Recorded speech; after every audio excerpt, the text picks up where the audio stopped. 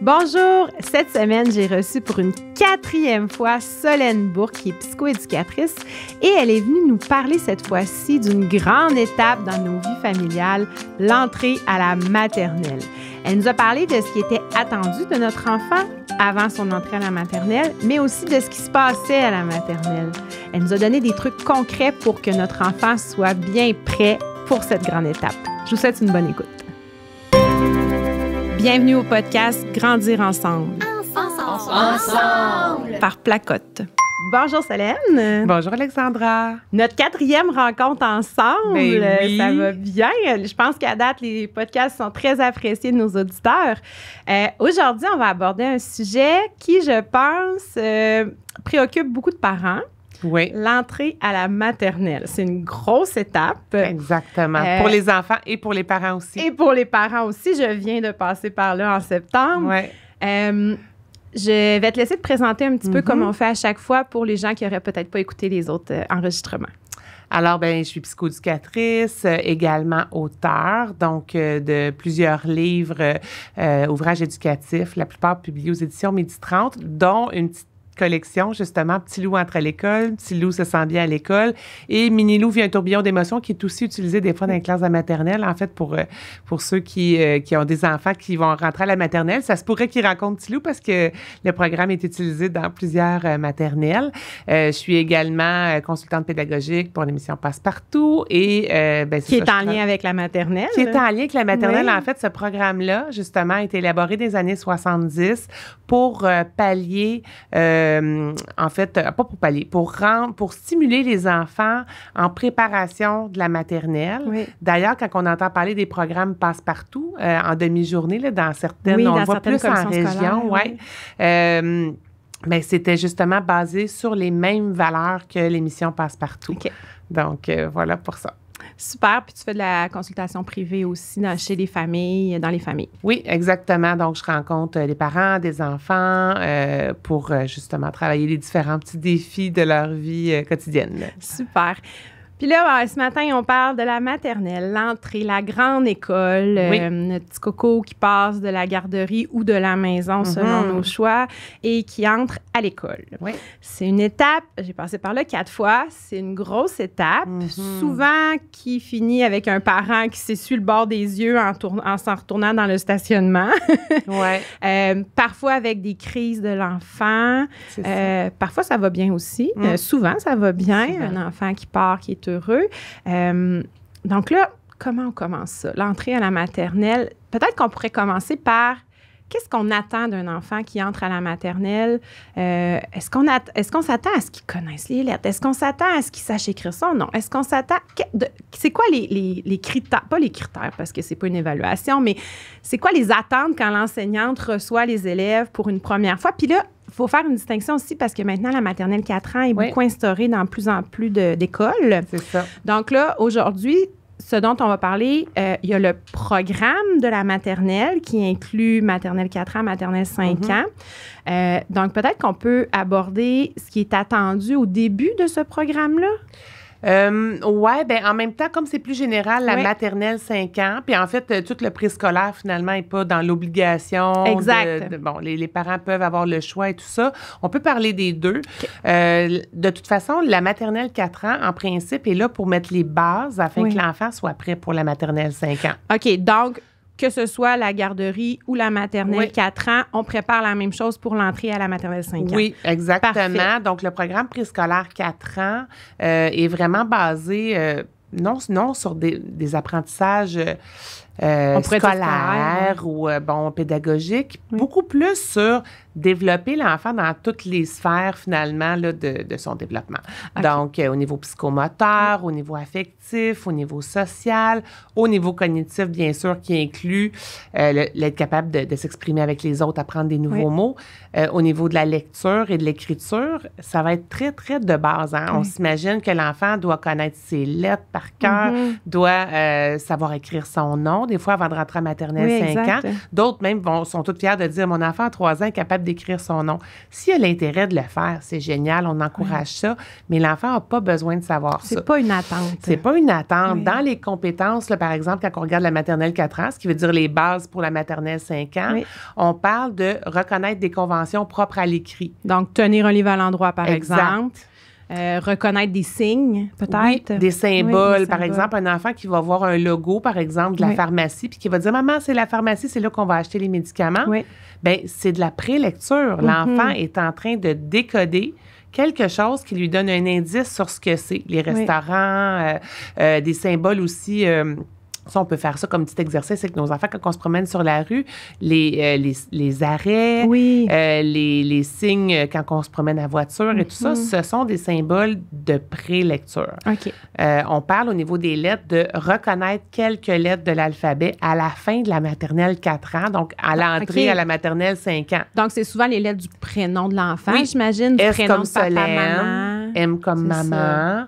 Donc, on va reconnaître ça, c'est comme dans mon nom. Oui. Fait que c'est à peu près ça. Sans nécessairement nommer la lettre. Celle-là est dans mon nom. Ça pourrait Oui. être juste ça, reconnaître C'est- qu'il l'a vu, il la connaît sans nécessairement le nom de la lettre. C'est ça. Il pourrait dire OK. A comme Ariane ou il pourrait dire c'est comme moi. Oui, je comprends. C'est ça. Donc, ça, c'est la base.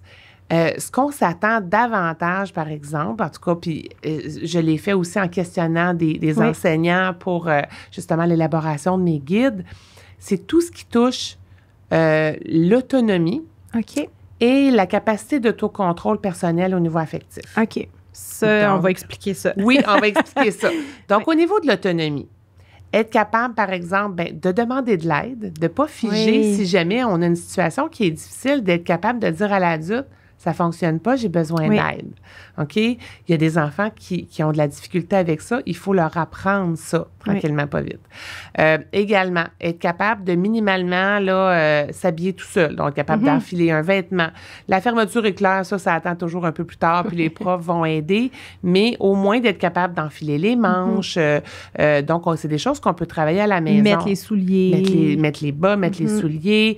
C'est sûr que souvent, en maternelle, on va avoir des souliers à velcro, puis c'est Oui, bien c'est correct, ça, c'est bien oui, simple. oui. Et là, maintenant, magique, hein, il y a des lacets élastiques. Oui, j'en ai à la maison. C'est génial, merveilleux. parce que des fois, ça tient quand même mieux que le velcro, Oui. ou on arrive à un âge où on trouve plus de velcro, Oui. où on trouve un modèle qui fait notre affaire avec lacets. Bien, ces petits lacets-là élastiques qui font un peu comme pour les souliers de sport, Oui. c'est parfait pour l'enfant. Donc, être capable d'enfiler justement des vêtements tout seul, être capable d'aller à la toilette tout seul Oui. et de s'essuyer. Parce que oui, le prof pourrait soutenir au besoin, mais on s'entend que c'est moins gênant quand que l'enfant peut aller à la oui. toilette puis faire ses choses tout seul. Oui. Puis bon, laver ses mains, je pense qu'il y en a plusieurs qui ont appris ça aussi Ah là, pendant la on est pandémie. rendu bon. C'est rendu bien acquis. Donc, être capable aussi de persévérer dans une tâche seule. Et là, on ne parle pas de persévérer pendant 30 minutes, là, Non, mais c'est d'être capable de ne pas, à toutes les minutes, avoir besoin de l'adulte pour continuer un casse-tête, Oui. continuer un dessin, être capable de rapatrier son matériel, prendre un bac avec des crayons, l'installer, sortir une feuille. Donc, à la maternelle, on demande ça à l'enfant. Va chercher ton matériel, Oui. installe-le à la table. C'est ça de l'autonomie. Quand on pense à l'autonomie, c'est ça. Au niveau de l'autocontrôle, au niveau affectif, c'est la capacité, on l'avait abordé dans le premier podcast, Oui. nommer ses émotions, être capable aussi d'appliquer des moyens pour réguler ses émotions. Pour pas éclater. Pour pas éclater ou pour être capable de, par exemple, de prendre des grandes respirations, de se retirer pendant un conflit, d'aller chercher l'aide de l'adulte quand ça va pas. Mais ça, là, je t'écoute parler oui. et ce sont des apprentissages pour tout le primaire. Tout le Fait que primaire. c'est pas acquis à 100%, mais Non. on s'attend à ce que ce soit travaillé un peu, puis qu'il y ait certains enfants pour qui peut-être ça reste un défi, mais on travaille quand même un peu là-dessus. C'est ça. En Ouais. fait, pourquoi j'aborde ça, Ouais. c'est sur quoi mettre le focus dans Ouais. les mois qui précèdent Exact. l'entrée à l'école. Il y a des parents qui vont s'asseoir avec leur enfant avec une feuille et un crayon, puis leur font écrire des lettres. Oui. OK? Et pour avoir travaillé longtemps auprès des familles avec des enfants 0-5 ans, je dirais qu'il y a certains aspects culturels. Par exemple, en France, l'école commence à 3 ans. Oui. D'autres pays aussi, là, d'Europe, du Maghreb aussi, commencent l'école très tôt. Donc, ces parents-là, souvent, même en garderie, vont dire « Pourquoi vous leur apprenez pas les lettres? » Oui. Alors que ou pourquoi vous ne leur apprenez pas à écrire? Alors qu'il y a plein d'autres activités qui vont permettre les mêmes habiletés. Oui. Donc, la motricité fine, être capable de tenir un crayon, la coordination main-œil. Donc, l'enfant peut faire ça en dessinant. Il n'est pas obligé d'écrire des lettres nécessairement, mais être capable de porter une attention sur une tâche pendant quelques minutes, de tenir son crayon, tout ça. Ça, il peut le faire en dessinant, en faisant un casse-tête pour le niveau d'attention ou la persévérance.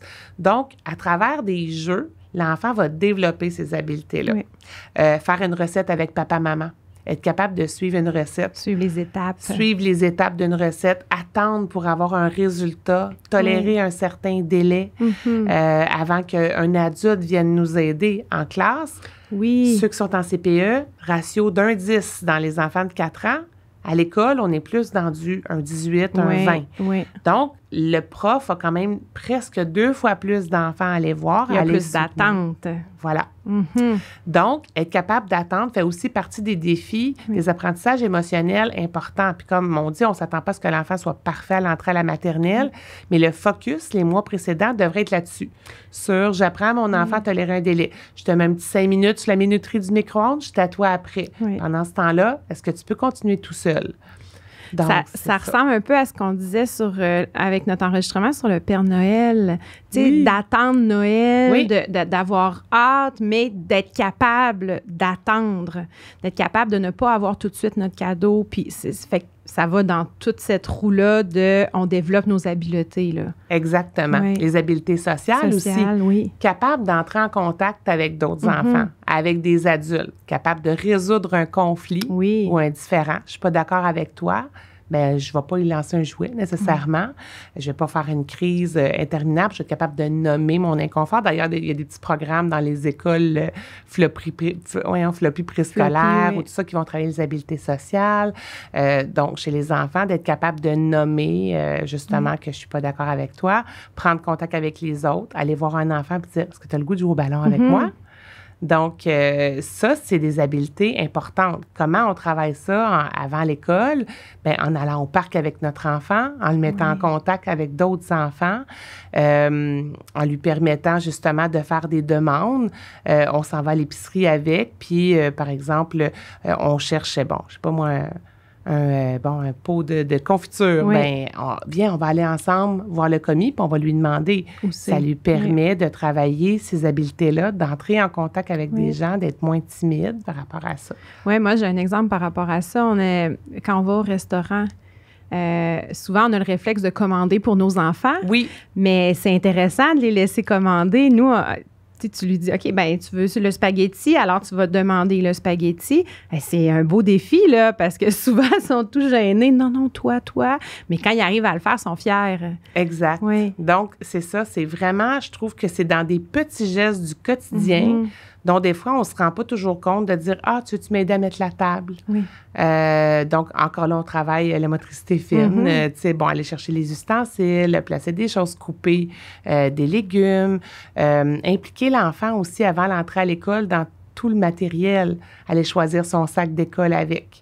Aller choisir sa boîte à lunch. J'entendais dans un podcast précédent, là, au niveau de l'ergothérapie, avec Valérie, tester les plats pour savoir s'ils sont capables de les ouvrir puis de les refermer. Ça, c'est de la préparation pour l'entrée à l'école qui est importante. Aller faire un pique-nique au parc avec notre petite boîte à lunch, comme si on était à l'école, puis laisser l'enfant lui apprendre, lui montrer. Même chose pour les plats de collation dont elle parlait. Puis moi, pour être enseignante, pour avoir repris l'enseignement cette année, dans une classe de première année, c'est encore un défi parfois.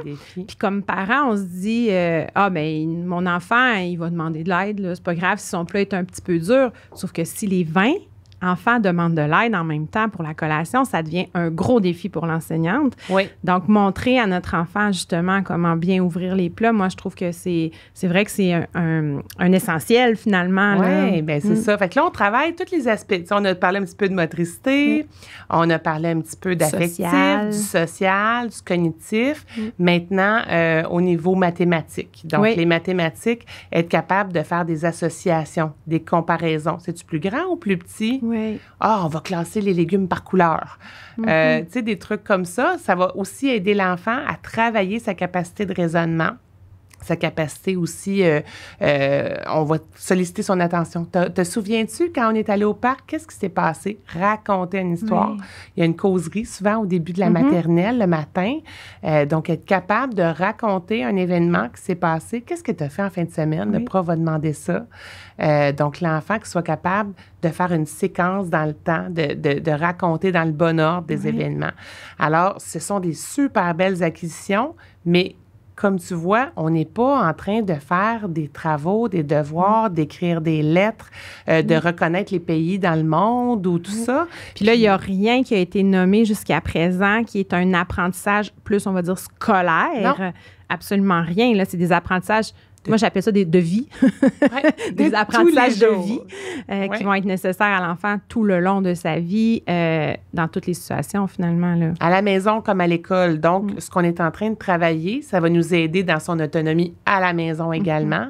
Puis, ça va aussi, bien entendu, être gagnant là, pour son entrée à l'école. Mais là, juste en disant ça, je pense que ça enlève de la pression aussi sur les parents parce que on le sait pas comment préparer notre enfant. Puis moi, je me rappelle, à un moment donné, pour un suivi pour un de mes enfants, il y avait une formation pour les parents sur l'entrée à la maternelle.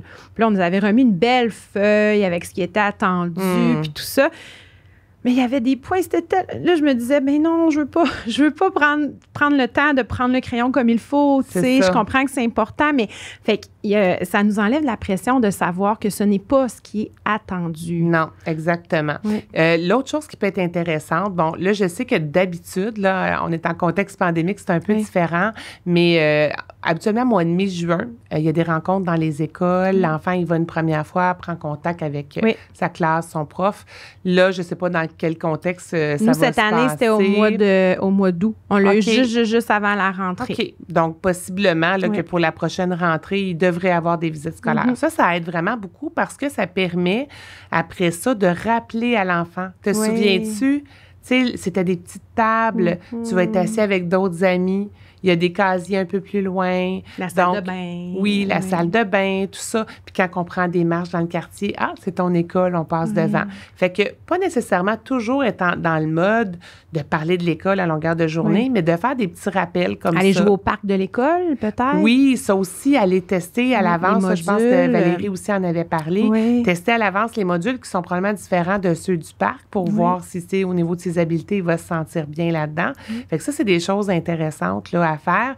Puis comme parent aussi, bien, gérer son propre stress. Hein? Parce que si nous-mêmes, on craint beaucoup cette entrée-là à l'école, souvent, ce que j'entends des parents, c'est j'ai l'impression que je vais perdre quelque chose dans le lien, dans savoir ce qui se passe. T'sais, à la garderie, tous les jours ou à peu près, on jase avec l'éducatrice, comment ça s'est passé, une bonne journée, tout ça.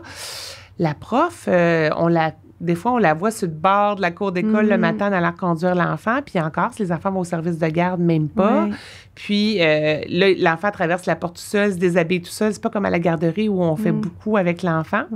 Donc, il y a des parents qui ont de la difficulté avec ça. Puis, tu sais, j'avoue, moi, que si je me rappelle, là, la maternelle de mes enfants, surtout quand on arrive à l'automne, l'hiver, là, puis que là, il commence à avoir beaucoup de choses enfilées. Là. Le pantalon de neige, les bottes, le manteau, dans l'ordre. Puis j'ai des stagiaires en éducation spécialisée souvent qui travaillent avec les maternelles à faire des séquences. Dans quel ordre on met les choses? Parce que là, l'enfant, il enfile ses bottes, puis oups, les pantalons passent plus. De travailler ça aussi à la maison quand l'automne va arriver, là, après la rentrée. De dire, OK, on fait des tests d'habillage à la maison. On s'essaye ensemble pour faire ça au mois de juillet en préparation de l'école. Parce que, bon, c'est un peu loin, puis c'est moins agréable, mais c'est des choses qu'on peut continuer de faire pour que notre enfant... En fait, ce qu'on veut, c'est que notre enfant se sente habile, se sente compétent à l'école, qu'il sente que même si tout se passe pas parfaitement, bien, il est quand même capable de faire certaines choses.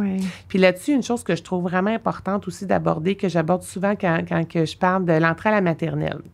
Comme parent, des fois, peut-être pour gérer notre propre stress, pour aider notre enfant, on va mettre ça super beau. Mais c'est une des premières choses que tu m'as dites quand on a abordé le sujet de faire cet enregistrement-là. Le parent qui dit, tu vas voir, ça va tellement être plaisant, tu vas te faire des amis, tu vas aimer ton prof, tu vas jouer dans la cour d'école, tu vas avoir du plaisir. L'école, c'est génial et tout ça. Et si ça se passe pas comme prévu, et si la première journée, elle est pas bonne, là, comment l'enfant va se sentir? Deux pistes possibles. Soit qu'il va revenir à la maison en disant « Tu m'as menti, c'est pas vrai que c'est agréable l'école, puis je veux plus y retourner. » Ou il va dire « Je suis pas bon. » Ça veut dire que je suis pas à la hauteur parce que l'école aurait dû être le fun. Oui. Mais là, on veut pas non plus être pessimiste avec l'enfant. Fait que qu'est-ce qu'on dit? On peut lui dire « Écoute, l'école, là, c'est une super belle expérience, mais ça se peut que ça se passe pas tout comme tu avais imaginé. Ça se peut qu'il y ait des défis dans ta journée, mais moi, je te fais confiance. Soit que tu vas trouver les solutions par toi-même, ou si tu les trouves pas, tu vas être capable d'aller voir un adulte pour avoir de l'aide. » Et ça donne à l'enfant la confiance intérieure pour dire « OK, je suis capable, et si je suis pas capable, il y a des gens qui sont là pour m'aider. » Et si ça se passe pas exactement comme prévu, par exemple, je m'en vais aux toilettes, puis là, je suis pas capable de m'essuyer tout seul cette fois-là, puis ça marche pas, bien, j'ai pas l'impression que je suis pas bon ou que je suis pas bien ou que je n'étais pas prêt pour l'école. Donc, ça, c'est important. Puis je trouve que ça aussi, ça nous baisse la pression comme parents. Parce que là, si l'enfant vient de l'école la première journée puis qu'il est déçu, puis nous autres, on lui a dit que c'était pour être génial, là, on a tendance à en faire 2 fois plus. On affiche les dessins sur le frigo, on en fait trop, puis là, la pression de performance de l'enfant augmente. Et on veut pas rendre notre enfant anxieux, au contraire, on veut qu'il se sente apaisé à l'école, qu'il se sente bien. Donc, moi, j'appelle ça, au lieu d'être optimiste ou positif, on est plus dans le réalisme. Tu sais? D'être réaliste par rapport à l'école, de lui expliquer. Puis quand, par exemple, il y a des défis qui arrivent, quelque chose, on revient de l'école, nous autres, notre petit rituel traditionnel, les premières années d'école, bien, même à la maternelle, on avait commencé en présco, là, à la garderie, c'est « Raconte-moi ton petit soleil puis ton petit nuage de la journée. » Oui, tu nous en avais parlé, ça, dans avec les émotions. Oui, c'était les émotions. Je pense l'épisode sur les émotions. C'est ça. Bien, nous autres, c'est notre rituel. Puis nous, ça nous aidait. En fait, nous-mêmes, comme parents, on en parlait. Fait que ça normalise que même moi, comme adulte, mes journées au travail... C'est pas parfait. C'est pas parfait. Puis j'ai trouvé des solutions ou j'ai réussi à trouver des petits soleils pareils malgré les nuages. Donc ça, c'est quelque chose qui est une vision comme plus réaliste puis qui permet à l'enfant de, tu sais, on peut lui dire, OK, qu'est-ce que tu aurais pu faire ou qu'est-ce que tu aurais aimé faire ou en quoi je peux t'aider pour qu'une prochaine fois, ça se passe mieux. Donc, là, de cette façon-là, on est dans des pistes de solutions. L'enfant, il remplit son petit coffre à outils pour une prochaine situation plus difficile qui va se vivre. Oui, les moments soleil, les moments nuages, moi, j'ai commencé depuis qu'on s'est rencontrés la dernière fois. Puis, je trouve aussi que ce que ça apporte, c'est que souvent, quand notre enfant revient de l'école, qu'est-ce que tu as fait aujourd'hui? Bon, je sais pas. Rien. Mais là, ça se peut pas que tu n'aies rien fait, tu sais. Mais en nommant le moment soleil, le moment nuage, ça l'apporte aussi à se questionner puis à revenir sur sa journée. Puis moi, depuis que je fais ce petit moment-là, souvent, on le fait sur l'heure du souper, je sais ce que mes enfants font à l'école. Ben oui, c'est ça. Ce qui n'était pas toujours le cas avant, tu sais. Puis de poser des questions ouvertes, tu sais, de dire, par exemple, avec quel ami tu as joué aujourd'hui, raconte-moi quelque chose de quoi tu es fière dans ta journée. Si tu avais pu être le prof aujourd'hui, qu'est-ce que tu aurais fait? Donc, tu sais, d'aller dans des questions qui sont un petit peu plus créatives, qui sortent de l'ordinaire. Et ça va permettre à l'enfant, justement, d'élaborer un petit peu plus que par bien, pas bien, oui, non, tu sais. Oui, puis nous, comme parents, ça permet aussi de revenir sur les moments peut-être plus difficiles. Exact. D'aider notre enfant, comme tu dis, à bâtir son petit coffre à outils, là. Puis tantôt, quand tu as dit, tu sais, on veut pas augmenter l'anxiété, on veut pas... Ça me fait penser... on a parlé du ballon. C'est Caroline Coiré qui nous a parlé du stress, justement, des impacts du stress dans le quotidien. Puis elle disait, tu sais, l'enfant, il part avec son petit ballon, puis là, à chaque situation plus stressante, le petit ballon gonfle, le petit ballon gonfle, le petit ballon gonfle, puis c'est pour ça qu'on arrive à la maison, puis souvent, ça éclate, tu sais. Mais c'est ça, on veut pas faire gonfler notre petit ballon tout de suite au début de l'année parce qu'on a dit que ça allait donc bien être plaisant, ça allait donc bien être, puis ça allait être parfait finalement. C'est ça. Puis si on veut revenir un peu sur l'anxiété, ben en fait, on pourrait dire le stress de la première rentrée. Oui, la première journée, là, aïe. Tu sais, puis quand on prend, par exemple, toutes les études qui ont été faites sur le stress humain, par exemple, par Sonia Lupien ou tout ça, on parle du ciné, là. Donc là, tous les ingrédients sont là, hein? Oui, c'est ça, c'était l'imprévu. Contrôle. Donc, j'ai pas le contrôle, imprévisibilité, nouveauté, égo menacé. Donc, c'est un nouvel élément dans lequel je me sens pas compétent encore. J'ai pas de contrôle. Je sais pas si comment ça va se passer, le déroulement des événements. C'est imprévisible, donc je ne peux pas me projeter là-dedans et c'est totalement nouveau. Oui. Donc là, les 4 ingrédients du stress sont là. Alors, c'est normal de vivre un certain niveau de stress avec la rentrée à l'école. Donc, ça se pourrait que dans les jours précédant l'entrée à l'école ou même dans les jours qui suivent l'école, que l'enfant manifeste qu'il a mal au ventre, qu'il soit un petit peu plus irritable, qu'il dorme plus ou qu'il dorme moins. Plus de crises inexpliquées ou des réactions disproportionnées aussi. Oui, c'est ça. Il pourrait justement arriver à la maison après une journée, puis bon, raconter sur le coup que tout va bien, mais là, il y a peut-être eu un petit conflit qui n'a pas vraiment parlé, puis tout à coup, pouf, ça éclate sur une picadille avec son frère ou sa sœur. Donc, ça, c'est normal. Puis, à quelque part, là, justement, les moments soleil ou tout ça, ou les moments de discussion vont nous permettre d'aborder ça de façon comme relax. Il y a certains enfants aussi en venant de l'école qui ont vraiment besoin de décanter, de ne pas en parler là, maintenant. Fait que ça, on le pousse plein de questions. Comment ça s'est passé? Raconte-moi ta journée, je veux savoir et tout ça. Il y en a qui ne sont pas disponibles à ce moment-là. Ça fait monter le niveau de stress. Puis, c'est ça. Fait que là, on les laisse. Si on pose une question, raconte-moi quelque chose que tu as aimé dans ta journée, puis que l'enfant reste silencieux, on dit, ben si tu as le goût d'en parler plus tard, ça va être super. Moi, c'est ça. Mes enfants étaient très différents là-dessus. Donc, ma fille racontait tout. Mon garçon, qui, lui, avait plus de difficultés justement au niveau de la gestion émotionnelle, ben lui, il avait vraiment besoin de se reconnecter à moi, qu'on vive un petit moment de jeu à deux, où là, justement, le petit ballon dégonflait. C'est ça. Puis là, après ça, quand on arrivait au souper, là, le moment soleil, le moment nuage sortait. Puis là, on pouvait trouver des solutions ensemble aux petits défis, à ce qui s'était passé dans la journée. Oui. Là, on a parlé comme de tout le avant. Là, là arrive le premier mois d'école, là.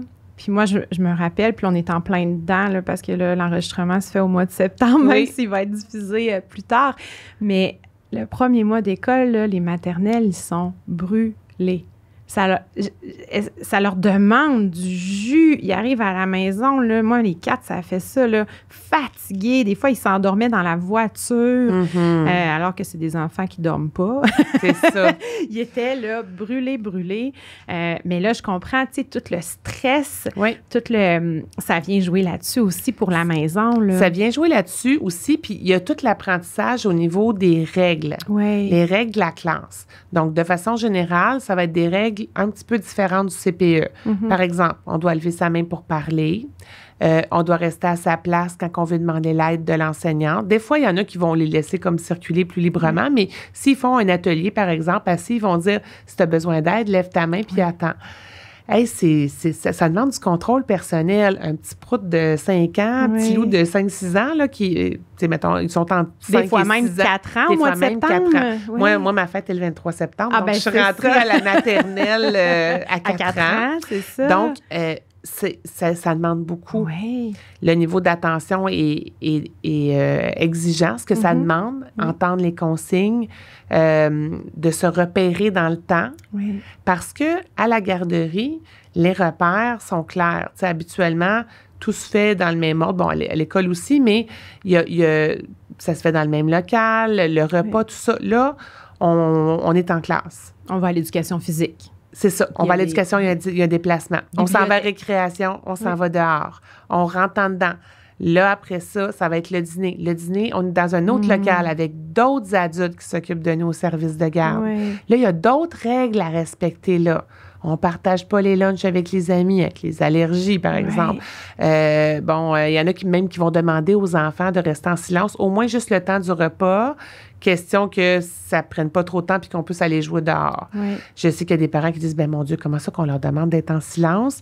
En même temps, si ça se met à placoter, puis tu sais, là-dessus, je suis nuancée. Je trouve ça le fun que les enfants jasent ensemble, mais c'est vrai que des fois, ça peut devenir interminable. Moi, j'en ai juste 4 assis à la même table, puis le nombre de fois que je suis obligée de rappeler, il faudrait que tu manges, là. Arrête de parler, il faudrait que tu manges, là. Exactement. Fait que, tu sais, souvent, en milieu scolaire, c'est ce qu'ils vont demander, au moins un minimum, mettons, de 10-15 minutes où on est concentré sur le lunch.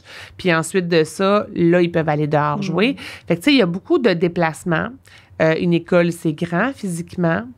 Donc là aussi, c'est intimidant. On rencontre des grands. Des grands de 6e année qui sont plus grands que moi, là. C'est intimidant pour un tout petit. Oui. Puis moi, j'ai trouvé quelque chose de vraiment intéressant dans l'école de mes enfants. Je trouvais que c'était une tellement belle initiative. Eux autres, l'école, premièrement, la cour de maternelle était à part de celle des autres. Fait que ça, je trouvais que ça aidait. Il y avait comme leur petit cocon pour apprivoiser ça. Deuxième initiative de l'école que j'ai trouvé vraiment géniale, les élèves de 5e année étaient jumelés avec les maternelles et allaient aider dans la classe. Ça leur faisait travailler eux-mêmes leur sens des responsabilités. Et c'est l'année en 5e année où ils suivaient le cours gardien averti, tout ça. Fait qu'ils travaillent des petites habiletés. Mais là, ce qui fait que l'année d'après, quand ceux de maternelle arrivent dans la cour des grands, bien, les 6e année, ils les connaissent. Alors, ils ont des grands protecteurs qui vont dire, non, tu viens me voir s'il y a quelque chose, là. Alors ça, je trouvais ça vraiment, vraiment génial. Je trouvais que c'était une belle initiative. Des fois, on a tendance à vouloir donner des responsabilités aux 6e année avant qu'ils partent au secondaire, mais l'année d'après, ils sont plus là pour faire du pouce avec les petits. Mais les 5e, c'était parfait parce que l'année d'après, il leur restait une année de présence à l'école. Puis ça, j'avais trouvé ça vraiment chouette. Je trouvais que c'était aidant.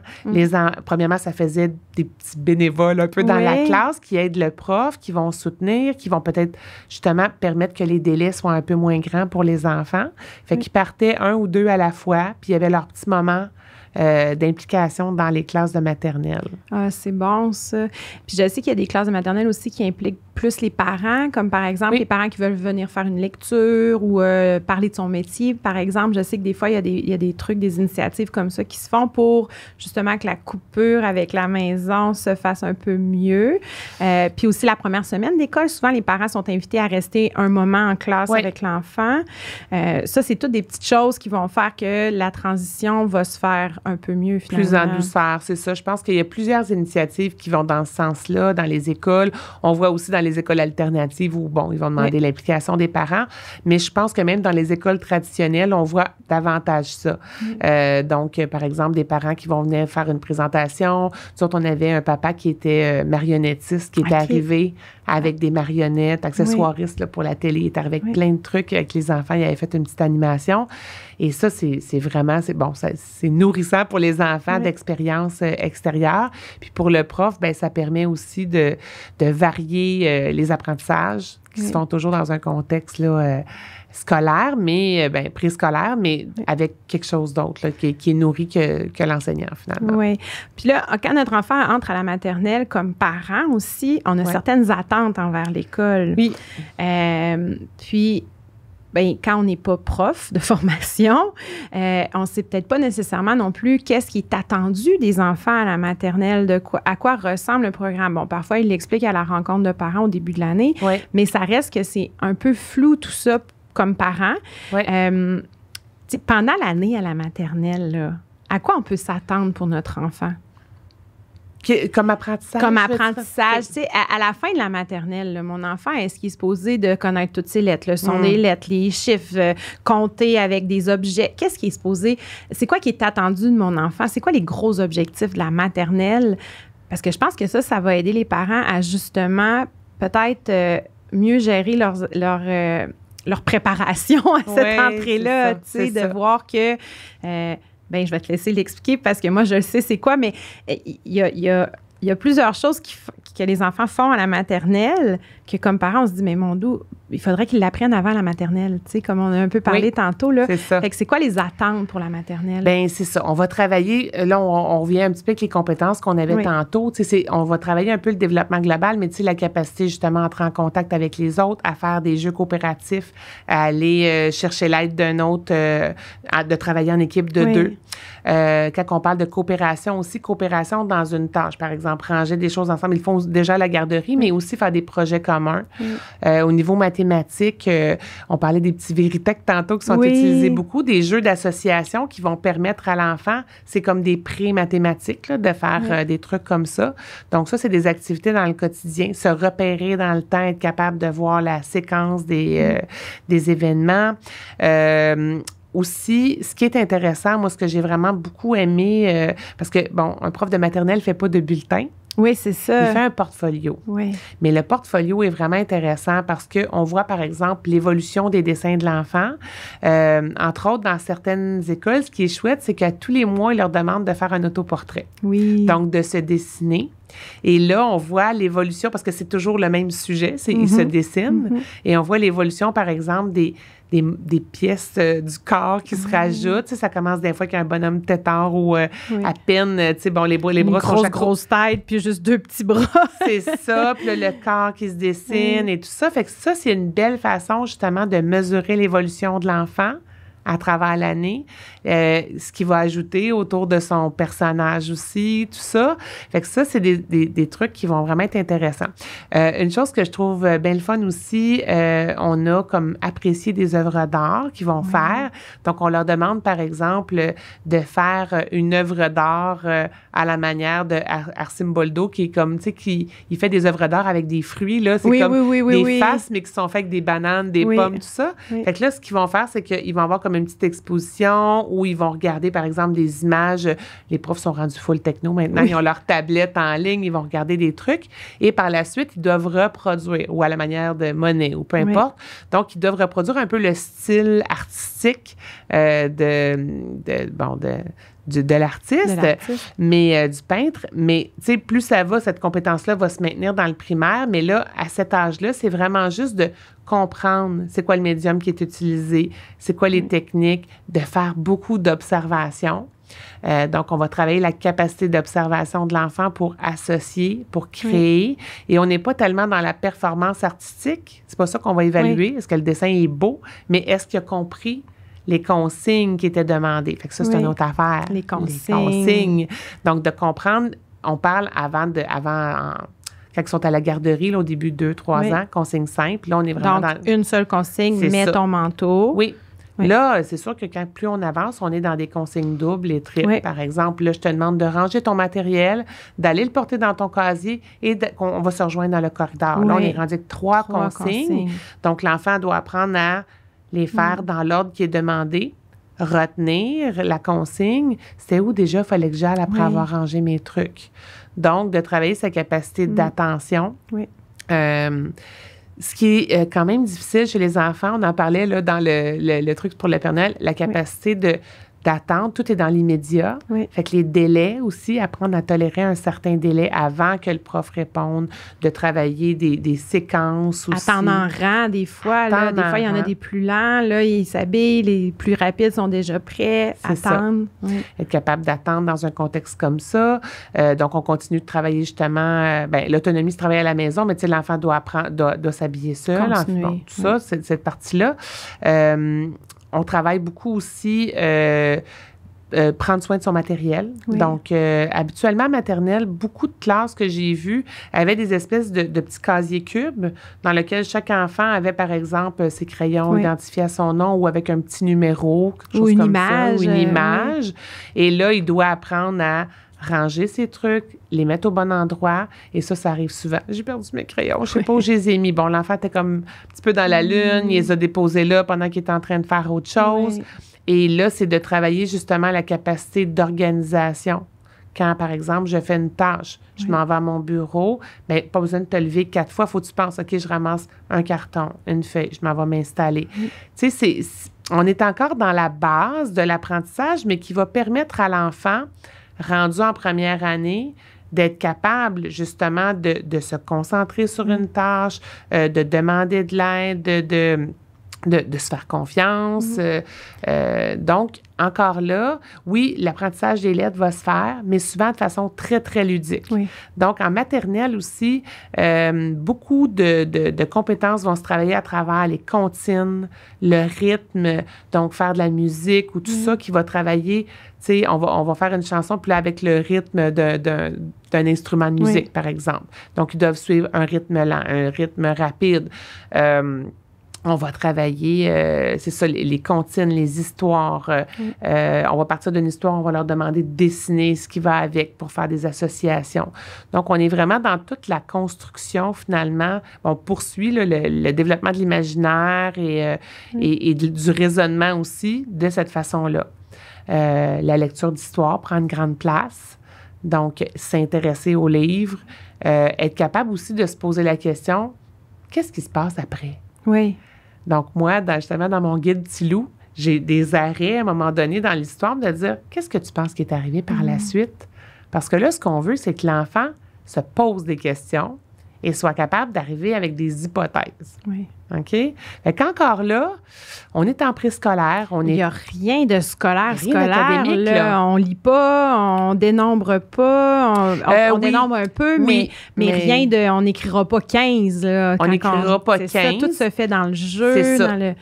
Un autre truc au niveau mathématique là, que tu viens de me faire allumer, oui. c'est le défi des 100 là, que plusieurs écoles font. Oui, les jours font. 100.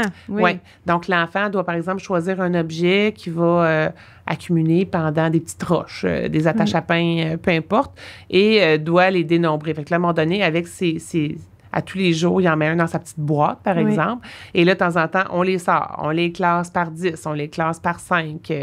Donc, ça va permettre à l'enfant de commencer à compter 1, 2, 3, 4, 5 et jusqu'à 10. Mais sans qu'il s'en rende compte. Sans qu'il s'en rende compte. Et les classer en petites quantités égales. Ensuite de ça, de joindre, de dire, OK, j'en ai classé 5 là, si j'ai mis ensemble, ça en fait combien? Oui. Et là, on va recompter. Mais ça ne sera pas 5 plus 5 égale 10. Non, c'est ça. Ça va être mon ensemble. Mon ensemble, c'est quoi? Je revenais tantôt, on en parlait en présco, mais du classement par couleur, par grandeur. Oui. Toutes les notions aussi remplissage, par exemple. Oui. Par exemple, un contenant. Rempli, vide à moitié, tout ça, de le mettre dans un autre qui est plus étroit, par exemple. Le principe de conservation, transfert, tout ça. Fait que c'est des expérimentations qui se font. Je sais pas si tu avais des trucs à rajouter parce que tu dis que tu connais, tu te connais par expérience de prof. Mais ce que je trouve intéressant beaucoup, c'est que comme parents, on dirait que notre enfant rentre à l'école puis on s'attend à ce que les apprentissages soient plus scolaire, puis je vais le dire comme ça, mais dans le sens que lecture, écriture, mais vraiment systématique, là, papier, crayon, puis tout ça. Mais là, avec tout ce que tu viens de nous dire, à la maternelle, ce n'est pas ça du tout, du tout. Ce qu'on prépare, c'est tout ce qui entoure les apprentissages, finalement, pour que quand ils rentrent en première année, là, tout l'enrobage là, est prêt pour que l'enfant puisse maintenant apprendre plus scolairement, on va appeler ça comme ça. Mais moi, je trouve ça... Je pense que ça va rassurer des parents. Beaucoup de travail avec le crayon aussi. Donc, on va évaluer la prise du crayon découpé. Bon, toute la motricité fine aussi va se travailler de cette façon-là. Motricité globale, grimper dans les jeux, faire des marches pour aller à des endroits. Fait qu'on travaille tous les aspects du développement. Mais comme tu dis, c'est comme si on mettait la table pour la suite des choses. Fait que des fois, on a l'impression, mon Dieu, ils font juste jouer. Puis j'ai entendu ça souvent de dire... Là, en plus, dans le nouveau programme, il y a 2 périodes de jeux libres de 45 à 60 minutes. Mais là, c'est libre. Oui. Et là, j'ai même vu je fais partie d'un groupe de mamans où une maman l'a fait comme, moi, mon enfant, elle connaît déjà, par exemple, les pays, ses chiffres, les noms. Là, elle va pas aller perdre son temps pendant 45 minutes. C'est incroyable tout ce qui peut se travailler dans le jeu libre. Donc, dans le jeu libre, l'enfant doit d'abord apprendre à choisir une activité. OK? Fait puis persévérer dans cette activité-là. Parce qu'on voit des petits papillons là, qui se promènent, là.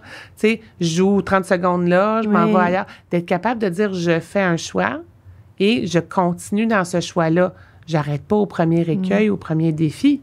Donc, ça, c'est déjà une chose dans le jeu libre, choisir le jeu. Ensuite de ça, créer à partir du jeu. Donc, le jeu peut s'utiliser de plein de façons. Inventer des règles, changer la façon de fonctionner. Puis, on travaille avec des blocs. Mais avec des blocs, on peut faire quoi? On peut faire une tour, on peut faire un château, on peut faire plein de choses. On peut faire un chemin dans lequel on va faire passer des voitures. Il y a comme toutes sortes de façons de créer avec le jeu libre. On peut le faire tout seul, on peut le faire à 2, on peut le faire en groupe. Donc, on est dans le jeu libre, on est là-dedans, on est en train de créer. Et j'avais déjà participé à un article dans lequel il y avait plusieurs autres personnes qui collaboraient, dont Tristan Demers, qui fait des BD. Et c'était vraiment les bienfaits de l'ennui chez l'enfant.